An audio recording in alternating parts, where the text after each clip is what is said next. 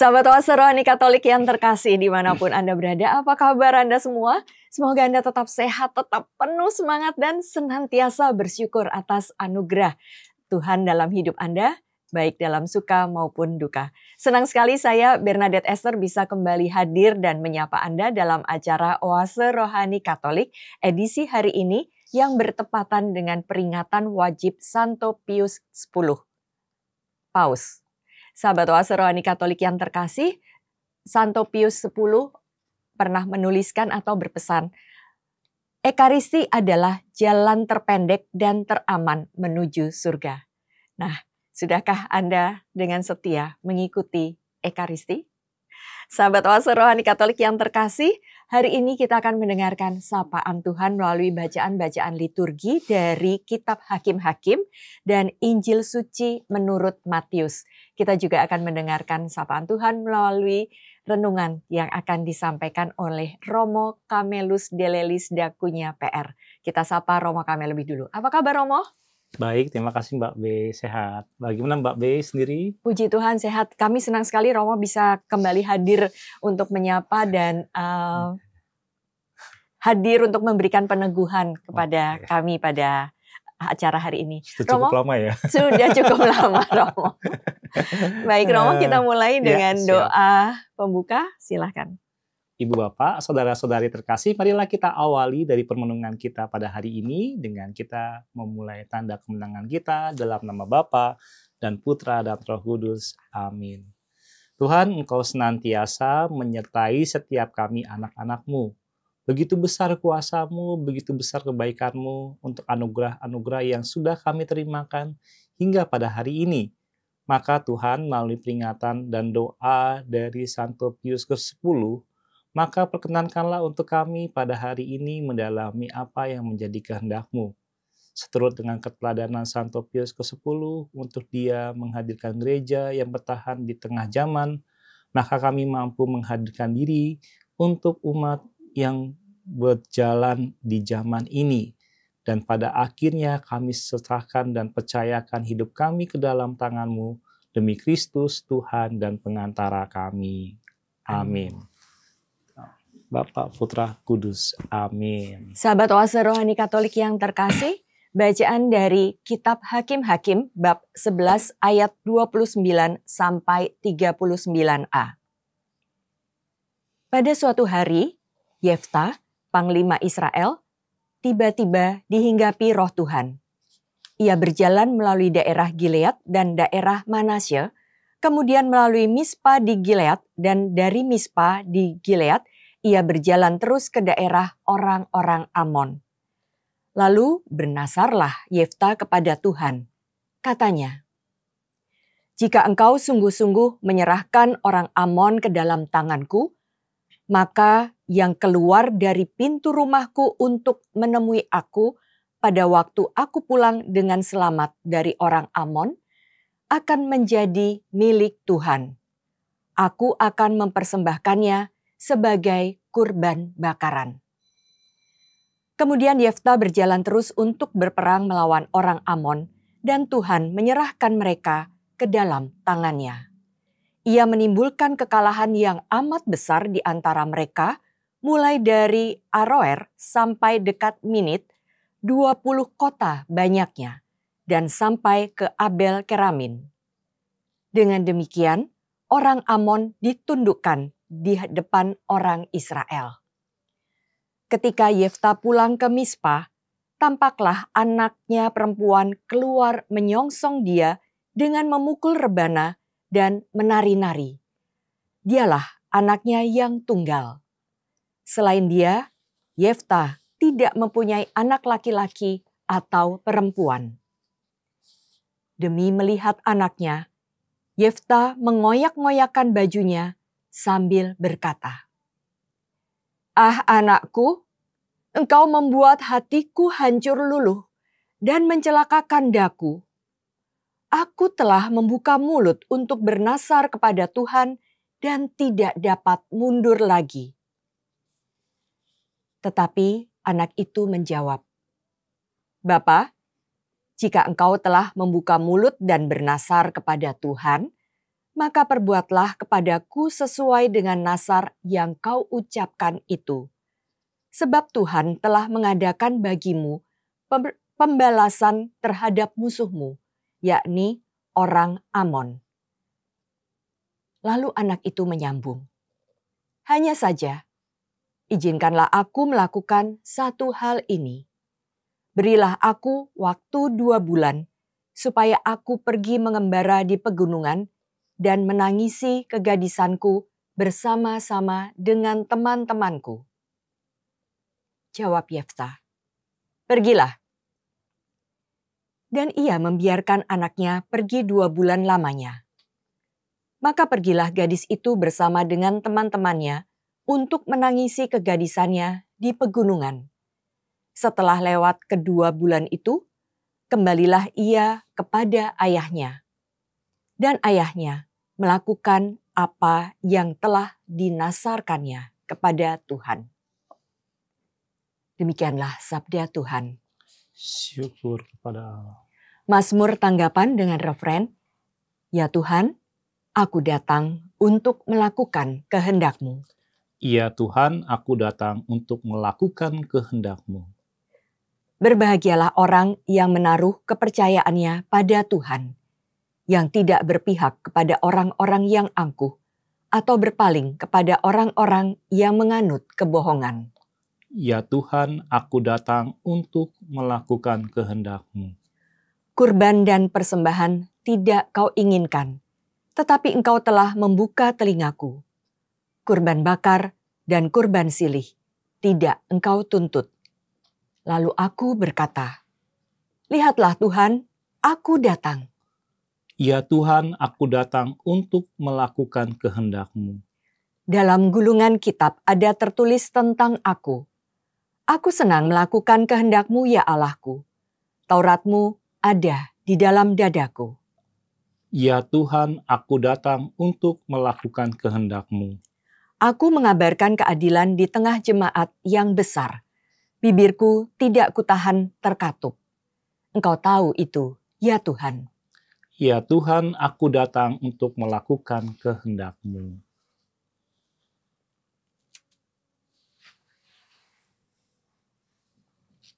Sahabat Oase Rohani Katolik yang terkasih, kini mari kita satukan hati untuk mendengarkan Injil Suci menurut Matius. Tuhan bersamamu Dan bersama rohmu, Inilah Injil Suci menurut Matius.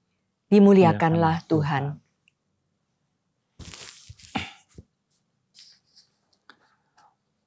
Pada suatu ketika, Yesus berbicara kepada para imam kepala dan pemuka rakyat dengan memakai perumpamaan. Ia bersabda, hal kerajaan surga itu seumpama seorang raja yang mengadakan perjamuan nikah untuk anaknya. Ia menyuruh hamba-hambanya memanggil orang-orang yang telah diundang ke perjamuan nikah itu, tapi mereka tidak mau datang. Raja itu menyuruh pula hamba-hamba lain dengan pesan, katakanlah kepada para undangan, hidanganku sudah kusediakan, lembu-lembu jantan dan ternak piaraanku telah disembelih. Semuanya telah tersedia, datanglah ke perjamuan nikah ini. Tapi para undangan tidak mengindahkannya. Ada yang pergi ke ladangnya, ada yang pergi mengurus usahanya,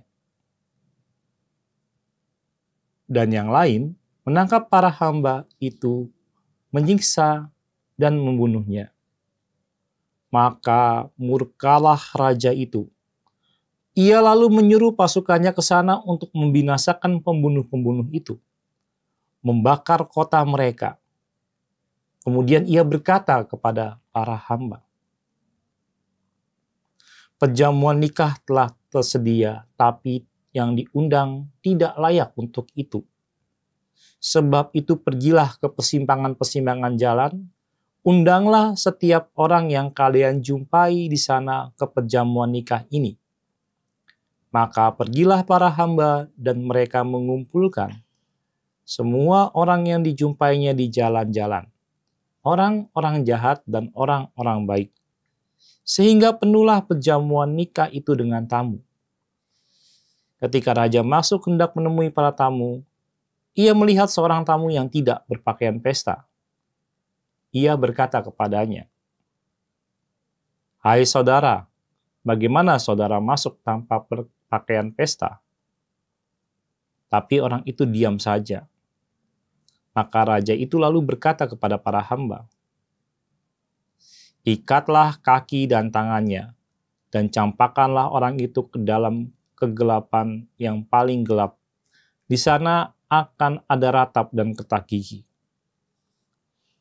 Sebab banyak yang terpanggil, sedikit yang terpilih." Demikianlah sabda Tuhan. Terpujilah Kristus. Romo Kamel, kalau dari bacaan pertama tadi dari kitab Hakim-Hakim, bab 11 ayat 29 sampai 39a, kita mendengar kisah tentang Yefta, Romo, seorang hakim Israel yang membuat nasar kepada Tuhan sebelum berperang melawan bangsa Anom. Ia berjanji akan mempersembahkan apapun yang keluar dari pintu rumahnya untuk menyambutnya jika ia menang. Sayangnya yang keluar pertama kali adalah putrinya ya Romo. Dan Romo, apa inspirasi iman atau apa yang bisa kita pelajari dari kitab Hakim-Hakim ini? Ya, Mbak Be. Hal yang menarik dari kitab Hakim-Hakim adalah bagaimana Allah hadir tidak secara langsung bagi orang Israel.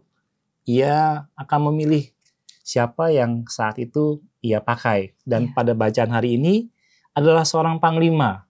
Seorang yang berlatar belakang militer, yang mempunyai nilai-nilai keutamaan seperti ketaatan. Jika dia taat, maka prajuritnya pun akan ikut taat kepadanya. Maka ketika dia menyadari bagaimana dirinya pada saat itu sedang dipakai oleh Allah, ia tahu ada satu hubungan yang harus ia juga tunjukkan kepada Allah sebagai tanda keseriusannya, seperti tadi yang Mbak Be katakan, petitik tolak dari bacaan pada hari ini, yaitu dia akan memberikan kepada Allah. Dia akan mempersembahkan kepada Allah apa yang baik yang keluar pertama kali dari rumahnya. Ini mau menggambarkan pada saat itu ketika kita berbicara hakim-hakim pada zaman itu, bukan soal moral membunuh itu baik atau tidak. Tapi bagaimana hubungan yang melekat dan itu menunjukkan keseriusan. Berarti kalau saya melekat dengan Tuhan, maka saya harus serius dengan Tuhan. Itu yang mau ditunjukkan oleh Yefta. Jadi dia tidak pernah berpikir siapa ya kalau anaknya yang akan keluar atau hewannya yang akan keluar atau barang apa yang keluar dari rumahnya. Tapi dia pikir pokoknya itu akan menjadi tanda keseriusan dia untuk Tuhan. Dan Romo, apakah kemudian ini nyambung dengan apa yang kita maknai dalam iman kita? Ya bisa saja kalau mau dihubungkan cocokologi nih, di cocokologinya ini adalah putrinya yang anaknya yang tunggal. Nah, kita bisa belajar dari pengorbanan yang pernah dilakukan oleh Abraham atas Ishak. Dan dalam perjanjian baru kita akan menghadirkan bagaimana Allah yang menjadi manusia. Tapi sebelum itu, Mbak Be, saya tergelitik di bagian awal tadi Mbak Be bilang, Ekaristi adalah jalan terpendek dan teraman menuju surga. Ini bukan perkataannya. Bukan kata saya, kata Santo Pius X. Santo Pius ke-10 ya. Kenapa kok sampai seorang santo yang kita rayakan pada hari ini, Santo Pius ke-10, memakai kata-kata ini. Jadi ini kita simpen dulu yang hakim-hakim ini ya, Mbak Be ya. Ibu Bapak, saudara-saudari terkasih, untuk Santo Pius ke-10 yang berlatar belakang sebagai seorang paus hidup pada abad ke-19 dalam situasi di mana pada saat itu dunia sudah menghadapi situasi kemajuan yang demikian pesat oleh karena revolusi-revolusi yang terjadi. Yang pemicunya yang kita tahu adalah revolusi industri. Jadi berkembanglah pemikiran-pemikiran. Dan itu mempunyai semangat di mana setiap negara akan menghadirkan sebagai negara yang dominan atas negara yang lain. Mereka memacu perkembangan teknologi yang mereka bisa lakukan sehingga negara mereka akan kuat. Dan itu ternyata berpengaruh untuk negara kepausan. Yang mana pada saat itu Paus Pius ke-10 menghadapi situasi dari peninggalan paus sebelumnya, bagaimana negara kepausan dikalahkan. Bukan dikalahkan, mungkin bahasanya ditaklukkan ya. Betul. Ditaklukkan oleh kerajaan Italia. Ya. Dan pada saat itu kemudian Paus Pius ke-10 dalam permenungannya melihat bagaimana modernisme ini bisa sebagai ancaman. Bukan hanya untuk gereja, tapi juga untuk dunia.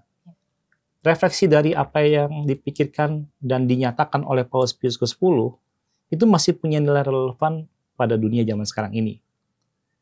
Lalu Romo bisa nggak nyambungin ini dengan hakim-hakim? Ini kebiasaan saya ya, ngomong sendiri. Padahal ada Mbak B di sini.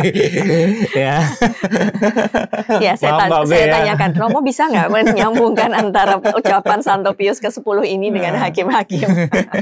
Iya, kita terkadang tuh mempunyai pemikiran untuk apa yang kita perjuangkan. Nanti kalau sampai bos saya memenuhi janjinya, saya akan dinaikkan pangkatnya, saya akan dapat promosi.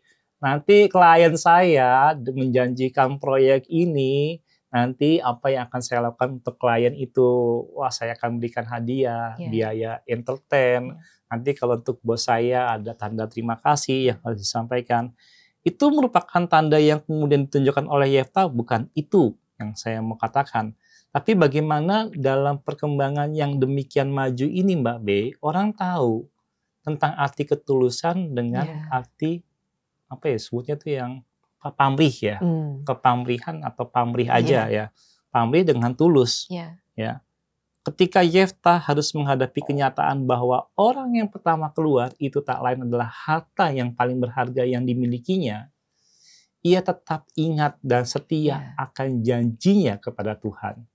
Bukan serta-merta oleh karena prestasi di mana dia dimenangkan oleh Tuhan untuk mengalahkan orang Bani Amon, tetapi dia ingat bagaimana hubungan dia dengan Tuhan ini akan dibuktikan dengan apa yang ia nyatakan dari kata-katanya itu. Dan apa yang terjadi dalam keteladanan Paus Pius ke-10 sehingga gereja mengangkatnya dalam kanonisasi sebagai seorang santo pada saat ini adalah dia tetap melihat bukan serta-merta dia mengikuti arus dunia sehingga gereja hanyut, tapi dia harus berpegang pada apa yang pada saat itu gereja tempatkan sebagai suara moral, suara hati nurani. Bagaimana modernisme ini akan menjadi ancaman dalam nilai-nilai kemanusiaan. Dan itu terbukti. Ya, itu yang kemudian saya mau bagikan terkait hubungannya. Romo. Oh, Romo, kalau Romo tahu nggak? Oh iya, jangan. Tapi Babe tahu nggak ada komunitas yang Santo Pius ke-10? Kurang update saya soal itu. Saya bukan mau mempromosikan, tapi jika Anda pernah mendengar SXPX Komunitas Santo Pius ke-10, itu adalah komunitas pecinta liturgi yang hidup dalam kondisi sebelum Konsili Vatikan II, Mbak B. Mereka mencintai liturgi dengan nuansa Missa Tridentin atau Missa dengan nuansa Latin.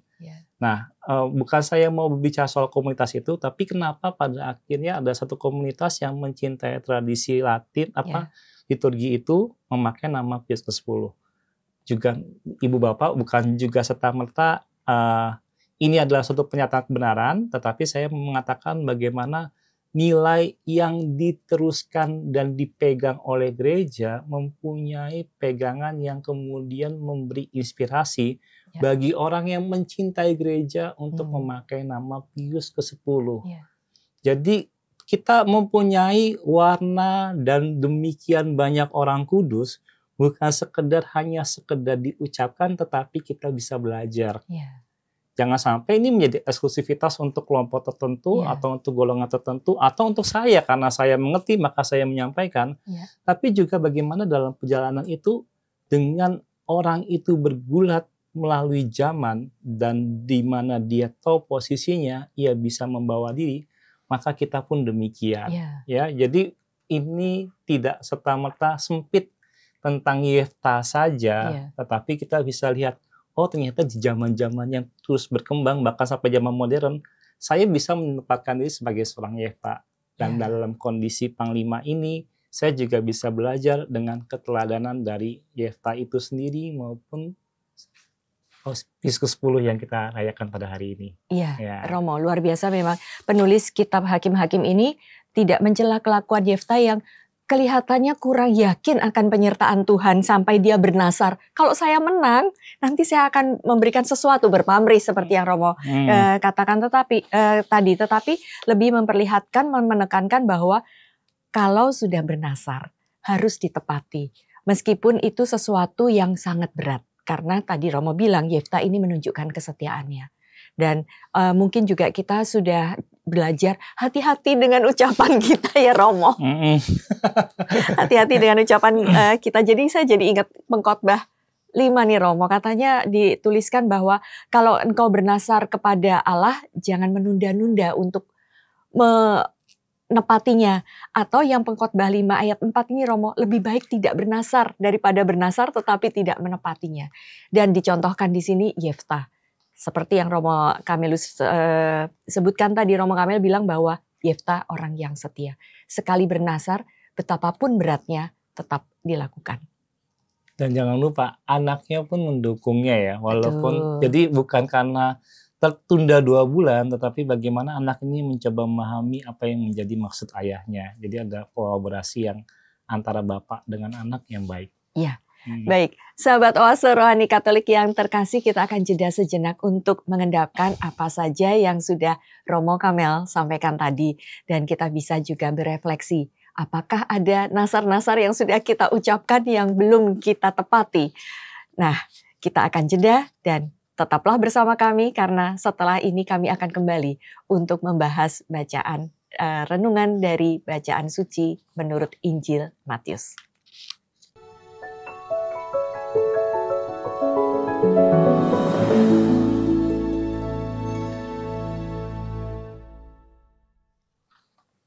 Sahabat Oase Rohani Katolik yang terkasih dimanapun Anda berada, terima kasih Anda masih bersama kami, Romo Kamelus Delelis Dakunya PR dan saya Bernadette Esther. Mari kita lanjutkan percakapan rohani kita dari Injil Suci menurut Matius. Romo Kamel, dalam Injil Matius tadi kita mendengar Yesus memberi pengajaran tentang kerajaan surga dengan perumpamaan seorang raja yang mengadakan perjamuan nikah untuk anaknya. Banyak yang terpanggil, banyak yang dipanggil, diundang, tetapi rupanya mereka tidak mengindahkan undangannya itu, Romo. Akhirnya, ini yang kelas VIP ya, Romo, lalu kemudian akhirnya sampai turun pada kelas yang kedua, orang-orang di pinggir jalan yang sebenarnya tidak juga dikenal oleh sang raja, tetapi kemudian diundang masuk. Sampai kemudian terakhir ditemukan yang tidak berbaju pesta dan akhirnya ia terpaksa, bukan terpaksa, ia dilemparkan ke tempat yang hanya ada kertak gigi, Romo. Romo Kamel, apa yang inspirasi iman yang hendak Romo bagikan kepada kami? Ya, Mbak B yang baik, ini hal yang menarik ya. Kalau Ibu Bapak, Mbak dan Mbak P berkenan, saya coba narasikan ulang. Baik, Romo. Ya. Seorang bapak mau ngadain pesta, dia bilang ke anaknya, "Nak, kamu adakanlah satu pesta yang besar. Baik itu demi nama bapaknya, pun demi nama anaknya, atau demi nama keluarganya. Ya. Hidangan yang terbaik, acara yang terbaik sudah disiapkan.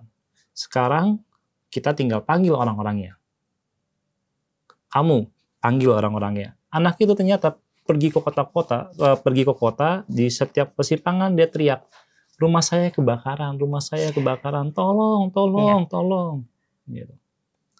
Dan orang-orang yang bergegas untuk menolong itu datang. Dan betapa terkejutnya mereka bukan mendapati rumah yang terbakar, tetapi mereka disambut dalam jamuan pesta yang luar biasa. Bapaknya senang sekali, Mbak B. Yeah. Dia bisa mengadakan satu pesta yang luar biasa dan banyak orang yang datang. Tapi betapa terkejutnya dia, sebagian besar orang yang datang itu adalah orang-orang yang tidak dikenalnya. Dipanggil anaknya, "Nak, tadi aku bilang kepada kamu, kita mengadakan pesta atas nama kita. Saya, kamu, ataupun keluarga kita. Tapi lihat yang datang ini. Kok wajah-wajahnya nggak ada yang saya kenal? Di mana saudara-saudara kita? Di mana kenalan kita? Relasi bisnis kita?" Kemudian anaknya menjelaskan, "Pak, tadi itu saya teriaknya bukan saya mau ngadain pesta, tapi saya bilang, ada kebakaran di rumah kita, dan mereka inilah orang yang pertama kali atau orang yang merespon atas teriakan saya untuk mereka kemudian datang." mereka lebih layak untuk diundang dan ikut dalam kemeriahan dari acara pesta ini dibanding orang-orang yang harusnya bisa menolong kita, tapi lihat tidak sedikit dari mereka yang menanggapi dan datang ke dalam pesta ini. Mau menghubungkan dari bacaan Injil pada hari ini. Kok bisa tega ya ada orang diundang dalam pesta, dia memilih untuk tidak datang? Oh, sangat mungkin sekali. Walaupun secara bisnis mempunyai nilai keuntungan, tetapi secara personal tidak mempunyai hubungan yang baik, rasanya sungkan atau segan. Akhirnya membuat beribu alasan. Gitu. Saya tahu dia adalah pemimpin saya, tapi secara personal, saya kurang nyaman dengan cara dia berbicara, pendekatan dia ketika dia ngambil keputusan. Jadi ketika dia ada pesta, nanti saya akan dihadapkan pada lingkungan yang isinya mungkin orang-orangnya sama kayak dia.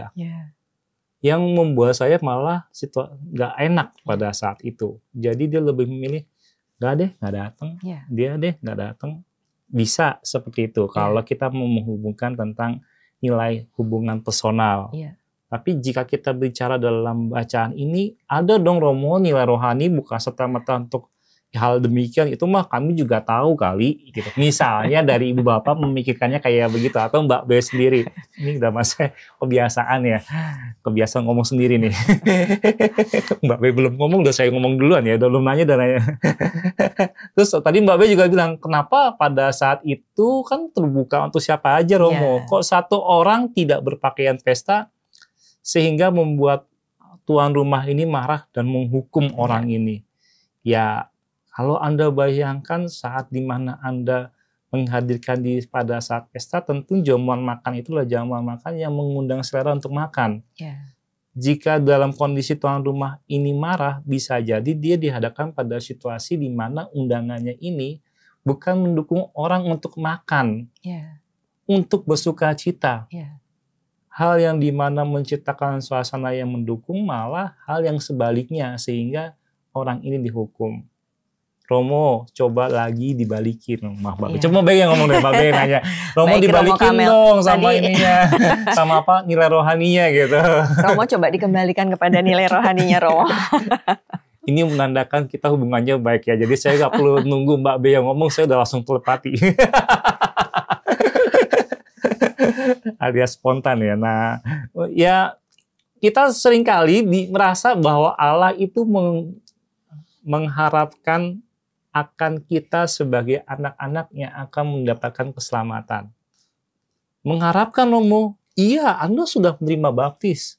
Syukur kepada Allah, baik saya maupun Mbak B misal dalam kapasitas sudah menerima baptis sejak bayi. Atau juga ibu bapak ada yang mendapati situasi yang berbeda, yaitu menerima baptis dalam kondisi sudah dewasa. Tapi kita sebut baptis itu adalah jaminan keselamatan. Undangan pesta yang disiapkan oleh tuan rumah berdasarkan perumpamaan ini. Kemudian, apa yang Anda maknai dan apa yang sudah Anda lakukan untuk keselamatan tersebut? Kalau mau ditarik benang merahnya Mbak B, Yefta itu tahu, walaupun dia antara yakin gak yakin, tapi tahu roh Allah ada padanya, sehingga dia menciptakan hubungan timbal balik. Kalau engkau memberi aku kemenangan, maka aku, jika ini dikembalikan kepada Anda, Ibu Bapak, saya dan Mbak B, jika saya menerima undangan pesta dari Tuhan, maka saya bukan serta-merta karena saya diundang, maka saya datang aja dengan apa yang saya ada, dengan saya yang apa adanya.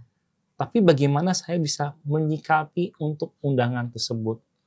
Oh, berarti Romo akan mengingatkan kami kembali tentang nilai-nilai yang kami perlu perjuangkan tentang untuk mendapatkan keselamatan itu. Iya, Mbak B. Walaupun di sini harus membayar dengan harga seorang anak tunggal, anaknya yang tunggal untuk seorang Yefta, dan untuk pribadi di mana Allah sendiri menghadirkan putranya untuk kita semua pada akhirnya masuk ke dalam pesta, itu adalah hal yang luar biasa. Romo tetap lagi balik kepada orang yang tidak layak untuk berpakaian pesta. Ini kita bukan bicarakan hal yang banyak, tapi lebih pada satu orang ini, tapi menjadi perhatian agar kita tidak menjadi bagian dari satu orang ini. Kita menjadi bagian dari anak-anak yang dipilih dan diundang oleh Allah sehingga layak. Kita memaknai keselamatan itu bukan satu undangan yang meriah seperti layaknya ini, tapi seperti analogi cerita saya tadi, Mbak B, yaitu kita yang terpanggil untuk menolong. Oh, nyambung ya Romo sama nyambung kan? Mbak Be belum ngomong, saya udah ngomong lagi. Saya sambungkan ini Mbak Be sama kepedulian kita kepada orang yang lemah dan yang miskin. Ya, undangan Allah tentang keselamatan itu bisa kita tampilkan dan kita maknai dengan tindakan nyata seperti anjuran gerakan dari Keuskupan Agung Jakarta. Maksud saya begitu Mbak B. Itulah cara kita menampilkan diri ketika kita masuk dalam undangan keselamatan dari pihak Allah. Iya, tapi ini juga ada satu kalimat yang juga bagus sekali ayat ini Romo. Sebab banyak yang dipanggil tetapi sedikit yang dipilih. Nah, inspirasi dari kalimat ini Romo? Banyak yang dipanggil, sedikit yang dipilih. Ya. Apakah kita juga bagian yang sedikit itu yang dipilih? Oh. Nah, banyak orang menghubungkan, di antaranya saya ketika dihadapkan pertanyaan seperti tadi yang Mbak B katakan. Ini ada hubungannya sama panggilan nggak ya Romo? Untuk golongan para Romo, suster, bruder, suster, biarawan, biarawati, yang jumlahnya sedikit di antara umat, atau mau menggambarkan tentang umat Katolik di Indonesia yang merupakan golongan minoritas. Ya. Ini bukan seperti itu, Mbak B. Ya. Dalam pandangan saya melihat ini dalam cakupan yang lebih luas ketika Yesus berbicara kepada para imam kepala dan pemuka rakyat dengan memakai perumpamaan. Ya. Bagaimana dia berbicara tentang kerajaan Allah bukan serta-merta dengan terang. Kerajaan Allah adalah keselamatan, marilah kepadaku. Ketika dia berkata demikian, maka pemimpin agama, ahli-ahli Taurat, mengambil batu dan siap melemparinya oleh karena dia menganggap dirinya sama seperti Allah. Tapi ketika dia memakai dengan perumpamaan, mau mengajarkan kepada mereka bagaimana kerajaan Allah itu adalah suatu hal yang dinarasikan untuk dimengerti melalui kisah yang terjadi dalam keseharian kita. Nah, untuk kita menjalani hal-hal yang terjadi itu secara sehari-hari, apakah kemudian kita bisa menangkap itu sebagai gerakan Allah? Jadi banyak hal-hal yang menarik dalam kehidupan Anda yang terjadi bagi saya dan Mbak B, kemudian Anda memaknainya seperti apa? Itu yang kemudian juga bisa nyambung dengan banyak yang terjadi dalam kehidupan Anda dan bagaimana Anda memaknainya. Apakah sedikit atau tidak? Apakah Anda golongan dalam pemaknaan yang terpilih? Atau Anda hanya merasakan bahwa hidup Anda dipanggil? Demikian Mbak B. Iya. Sahabat Oase Rohani Katolik yang terkasih, hari ini kita mendengarkan sapaan Tuhan, undangan Tuhan untuk hadir di dalam kerajaannya.